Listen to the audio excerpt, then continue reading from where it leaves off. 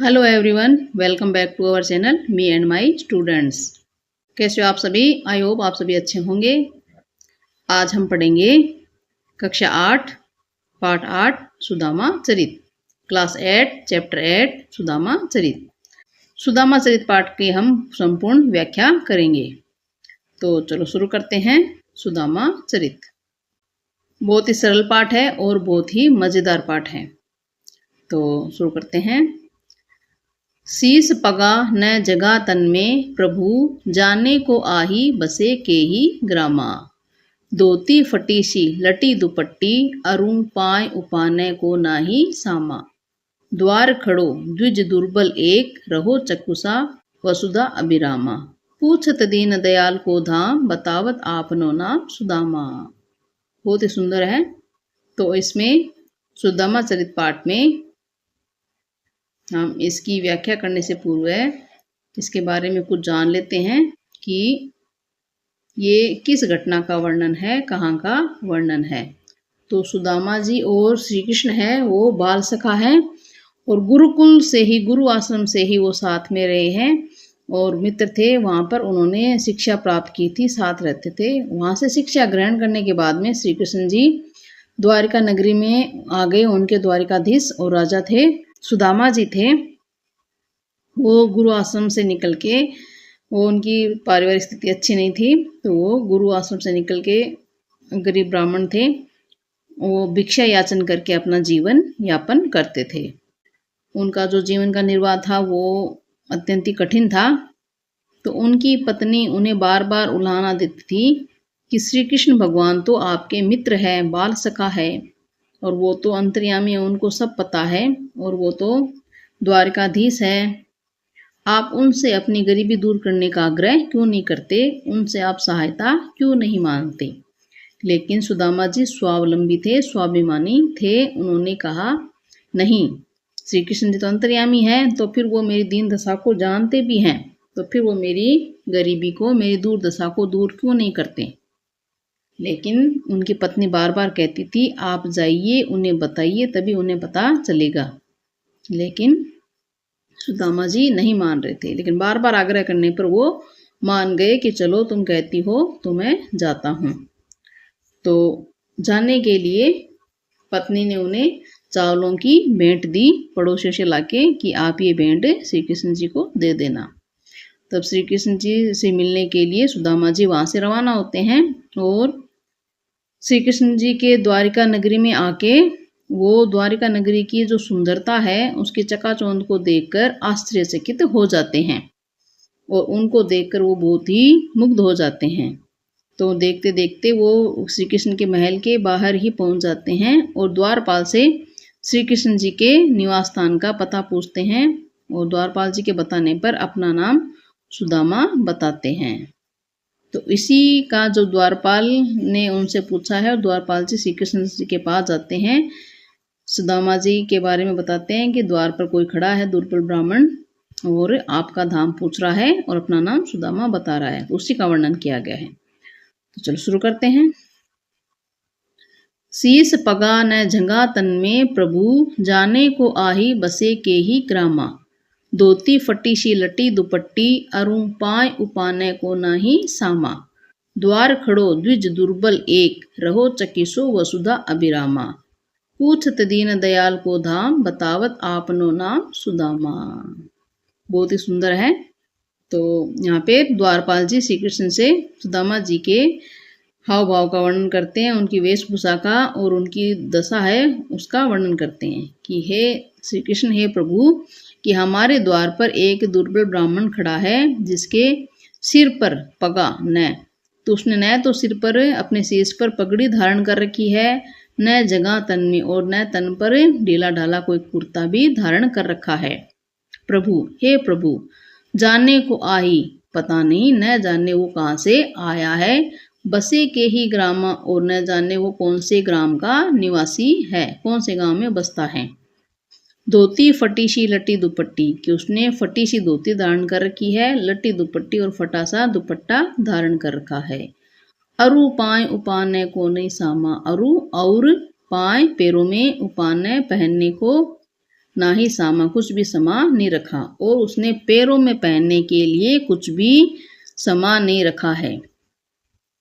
द्वार खड़ो द्विज दुर्बल एक, कि हमारे महल के द्वार पर खड़ा है द्विज ब्राह्मण दुर्बल एक, कि हमारे महल के द्वार पर एक दुर्बल ब्राह्मण खड़ा हुआ है। रहियो चकिसो वसुधा अभिरामा, रहियो रहता है, चकिसो आश्चर्यचकित होकर, वसुधा धरती, अभिरामा सुंदरता, कि द्वारिका नगरी की धरती की सुंदरता को देखकर आश्चर्यचकित हो रहा है, कि जो उसने द्वारिका नगरी देखी है उसकी धरती की सुंदरता, महल की सुंदरता को देखकर बहुत ही आश्चर्यचकित हो रहा है। पूछत दीन दयाल को धाम, और बार बार दीनों पर दया करने वाले अर्थात श्री कृष्ण के धाम निवास स्थान के बारे में पूछ रहा है। बतावत आपनो नाम सुदामा, और पूछने पर अपना नाम सुदामा बता रहा है। तो इस प्रकार से जो द्वारपाल है उसने श्री कृष्ण के समक्ष सुदामा की जो दशा है, उसकी जो हालत है उसका वर्णन किया है और श्री कृष्ण को सुदामा के बारे में बताया है। अब आगे नेक्स्ट देखते हैं। अब आगे जब द्वारपाल श्री कृष्ण को सुदामा के बारे में बताता है तो सुदामा का नाम सुनकर श्री कृष्ण अत्यंत प्रसन्न होकर और वहीं नंगे पैरों से दौड़े चले आते हैं अपने मित्र सुदामा से मिलने के लिए, और उनसे मिलकर उन्हें गले लगकर वो उन्हें महल के भीतर लाते हैं और अपने आसन, अपने सिंहासन पर सुदामा जी को बिठाते हैं, और उनकी दीन दशा देखकर वो बहुत ही द्रवित होकर रोने लग जाते हैं, और उनकी हालत देखकर वो बहुत ही दुखी होते हैं। तो इन्हीं बातों का वर्णन किया है। सुदामा की दीन दशा देखकर श्री कृष्ण जी क्या कहते हैं और कैसा वो व्यवहार करते हैं, उन्हीं का वर्णन है। ऐसे बेहाल बेवाविन सो, पग कंटक जाल लगे पुनि जोई, हाय महादुख पायो सखा, तुम आए इते न किते दिन खोए, देखी सुदामा की दीन दशा, करुणा करी के करुणा निधि रोए, पानी परात को हाथ छुयो नाही, नैनन के जल सो पग धोए। तो श्री कृष्ण जी सुदामा के पैरों की ओर देख रहे हैं, उनकी जो दशा है उनको देखकर दुखी होकर कहते हैं कि ऐसे बेहाल बियाविन सो, कि तुम्हारे पैरों की बिवाइयाँ हैं, एड़ियाँ हैं, वो इतनी फटी हुई और इतनी बेहाल है। पग कंटक जाल, और तुम्हारे पैरों में कांटों का जाल लगा हुआ है। पुनि जोई, और उन पैरों को वो बार बार देख रहे हैं और दुखी हो रहे हैं। हाय महादुख पायो सखा, कि हे मित्र कि तुमने बहुत दुख पाए हैं, बहुत दुख प्राप्त किया है। महादुख पायो सखा, हे मित्र तुमने बहुत ही दुख प्राप्त किया है। तुम आए इते न किते दिन खोए, कि तुमने आने में इतने दिन क्यों खो दिए, कि तुम पहले मेरे पास क्यों नहीं आ गई, आने में तुमने इतने दिन क्यों खो दिए, तुम पहले ही मेरे पास चले आते। देखी सुदामा की दीन दशा, करुणा करके करुणा निधि रोए। श्री कृष्ण जी अपने मित्र सुदामा की दीन दशा को देखकर करुणा करके करुणा निधि रोए, कि दूसरों पर करुणा करने वाले करुणा निधि, दूसरों पर करुणा करने वाले श्री कृष्ण जी करुणा करके द्रवित होकर रो दिए, रोने लग गए, दुखी होकर रोने लग गई। पानी परात को हाथ छुयो नहीं, नैनन के जल सो पग धोए, कि उन्होंने सुदामा के पैर धोने के लिए एक पानी से भरी परात मंगाई थी, लेकिन वो द्रवित होकर इतने उनकी आंखों से आंसू बह रहे थे कि पानी परात को हाथ छुओ नहीं, कि पानी से भरी हुई परात को उन्होंने छुआ तक भी नहीं। उनके नैनन के जल सो पग धोए, उन्होंने नेत्रों के जल से ही, नेत्रों से इतना आंसू बह रहे थे कि उन आंसुओं से ही उन्होंने सुदामा के पैर धो दिए। यहाँ पर अतिशयोक्ति अलंकार है, जहाँ पर किसी बात को बढ़ा चढ़ाकर बताया जाता है वहाँ पर अतिशयोक्ति अलंकार है। बहुत ही सुंदर किया है। पानी परात को हाथ छुओ नाही, नैनन के जल सो पग धोए। तो पानी से भरी हुई परात को छुआ तक भी नहीं और अपने नेत्रों के जल से, आंसुओं से ही उन्होंने सुदामा के पैर धो दिए। तो उनकी दीन दशा का यहाँ पर वर्णन किया है। अब आगे देखो क्या होता है, उनके बीच में क्या वार्तालाप होता है। आगे श्री कृष्ण जी सुदामा जी से कह रहे हैं, सुदामा जी की पत्नी ने उनके साथ भेंट भेजी थी चावलों की, तो सुदामा है वो संकुचित होकर श्री कृष्ण के राजसी ठाट बाट को देकर संकुचित होते हैं और वो उनको श्री कृष्ण को देने से संकोच कर रहे हैं कि श्री कृष्ण तो ऐसे राज ठाट बाट है, वो मेरे चावलों को देकर पोटली को देकर हंस न पड़े और मेरा मजाक न बना दे। तो वो उनको छुपा रहे हैं कि श्री कृष्ण को पता न लग जाए, लेकिन श्री कृष्ण जी को तो पता लग गया। तो वो उन्हें उपालम देते हुए कहते हैं, कछु भाभी हमको दियो सो तुम काहे न देत, चांपी पोटरी काक में रहे के हो कहो के ही हेतु। तो श्री कृष्ण जी कह रहे हैं कि भाभी ने हमें देने के लिए कुछ दिया है, कछु भाभी हमको दियो, कि कुछ तो भाभी ने हमें देने के लिए दिया है, सो तुम काहे न दे, कि वो तुम मुझे क्यों नहीं दे रहे हो, वो तुम हमें क्यों नहीं दे रही हो। चांपी पोटरी काक में, चांपी यानी छुपाना, पोटरी पोटली, काक बगल में, कि तुम उस पोटली को अपने बगल में छुपा रहे हो, रहे कहो के ही हेतु, और ये कार्य तुम किस कारण किस हेतु कर रहे हो, ऐसा तुम क्यों कर रहे हो। अब आगे श्री कृष्ण जी कह रहे हैं अपनी पिछली बात, जब वो गुरु आश्रम में रहते थे, आगे चना गुरु मातु देते लय तुम चाबी हमें नहीं दीने। इस लाइन को पढ़ने से पहले मैं आपको बता दूं गुरु आश्रम की एक घटना, कि जब श्री कृष्ण और सुदामा जी साथ साथ में आश्रम में पढ़ते थे, तो एक दिन गुरु माता ने इन दोनों को चने देकर लकड़ी तोड़ कर लाने के लिए भेजा। तो गुरु माता ने चने सुदामा को दिए थे, सुदामा ने अपने पास रखे। तो कृष्ण ने चढ़कर दोनों लकड़ियां तोड़ने गए और भारी बरसात हो रही थी। तो कृष्ण जी पेड़ पर चढ़कर लकड़ियां तोड़ रहे थे और नीचे खड़े सुदामा एकत्र कर रहे थे। तभी बरसात शुरू हो गई और नीचे पेड़ के तने के पास खड़े सुदामा गुरु माता के दिए हुए चने को चबाने लग गए। तो श्री कृष्ण ने जब आवाज सुनी तो कहा, हे मित्र तुम क्या खा रहे हो।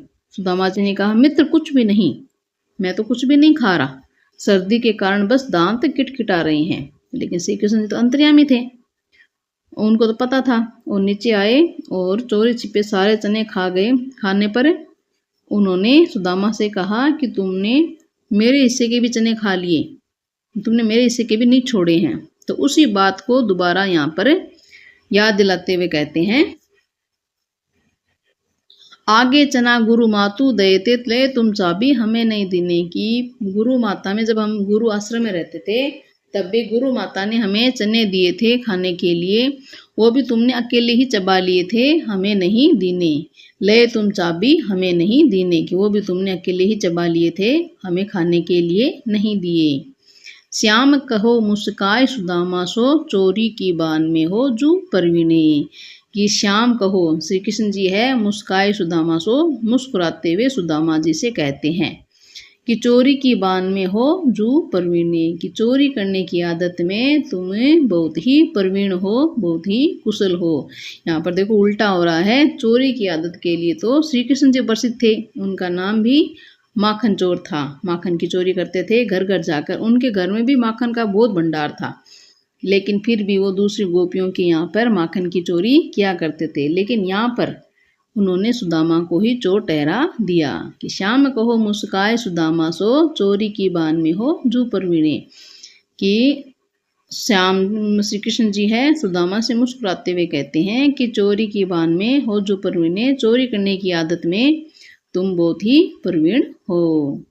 पोटरी काक में चांपी रहे तुम खोलत नाही सुदारस बिने, कि जो भाभी ने हमारे लिए पोटली भेजी है उसको तुम बगल में चांपी रहे तुम, छुपा रहे हो तुम, खोलत नाई उस पोटली को खोलते क्यों नहीं, जो कि सुधारस भीने, कि भाभी के प्रेम के अमृत रूपी रस से भीने हुए हैं। भाभी ने हमारे लिए प्रेम पूर्वक जो भेंट भेजी है उस प्रेम रूपी अमृत रस में भीगे हुए हैं, उनको तुम खोलते क्यों नहीं।